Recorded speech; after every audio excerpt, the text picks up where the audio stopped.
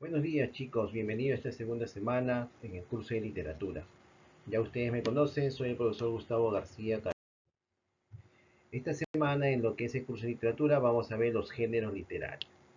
¿Qué serán los géneros literarios? Normalmente nos ven las diferentes expresiones literarias, cómo escriben los escritores, como lo que son los géneros épicos, narrativo, lírico, teatro, como son las novelas, cuentos, la poesía, las odas, las obras teatrales y lo que son obras que se basan en lo que son epopeyas. Entonces, ¿qué son los géneros literarios?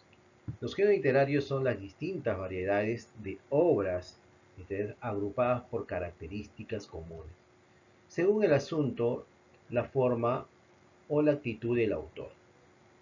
Según Aristóteles los ha clasificado en tres grupos. ¿Cuáles son esos tres grupos? Lo que es el género épico, lírico y dramático.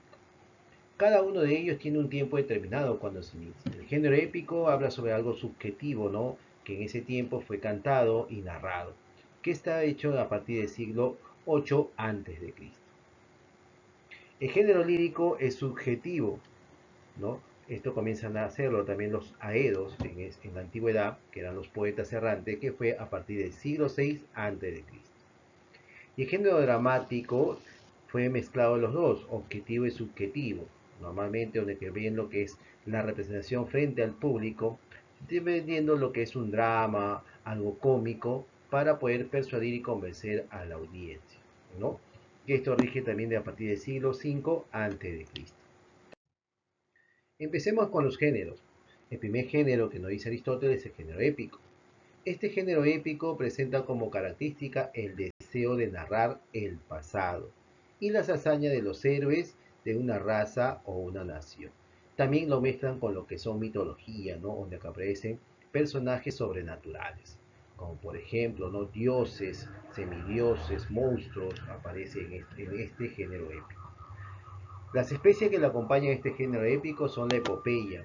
Ustedes habrán escuchado sobre la Iliada o la Odisea, son epopeyas, ¿no?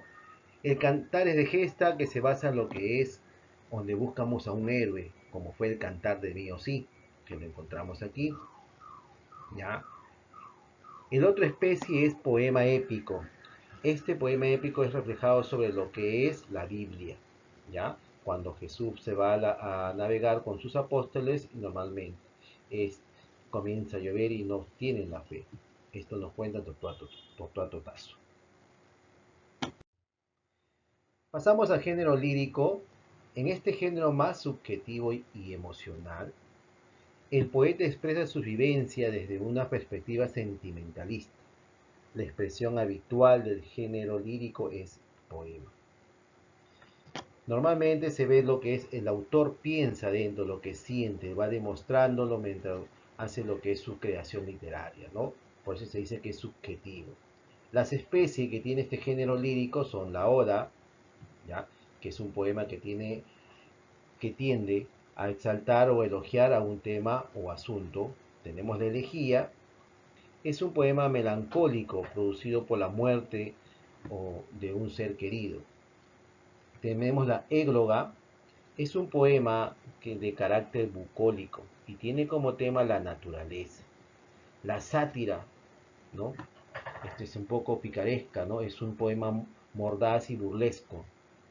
Y también tenemos de lo que es madrigal, composición poética generalmente corta de contenido y lírico.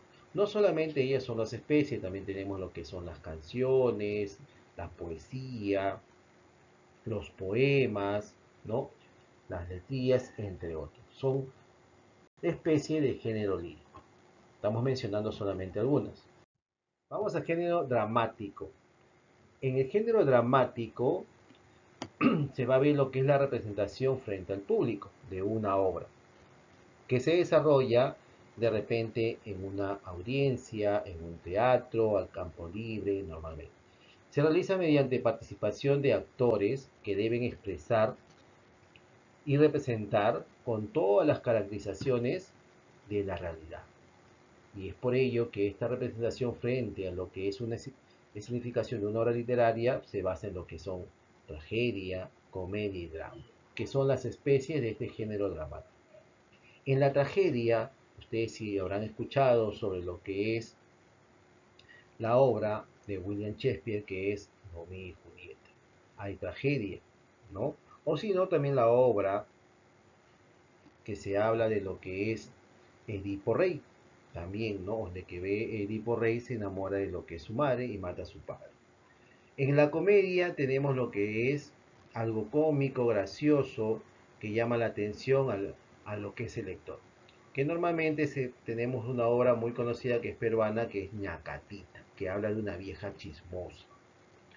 Y en drama tenemos lo que es la obra de Calderón de la Barca, ¿no? De lo que es la vida de sueño, normalmente que vemos un sufrimiento adecuado, ¿no? Y también vemos obra de lo que es de Félix Lope de Vega, adecuadamente, autores españoles. Estos fueron los tres géneros que Aristóteles creó en esa época, que lo dividió en tres, que fue lo que es el épico está dividido en lo que era en canto, pero era narrado. El lírico era hecho en verso, ¿no? Y el dramático. Pero apareció un género moderno. Este género moderno existe además de estos tres géneros clásicos, otros dos, ¿no? Que son los géneros modernos. Que estos dos, ¿cuál es? El género narrativo y el expositivo. El expositivo está dentro del género narrativo, que reemplaza a la antigua épica. Se caracteriza por redactar o, o narrar, ¿ya? Es decir, contar una serie de hechos que le ocurren a uno o varios personajes. Es el género más importante en la actualidad y el más usado.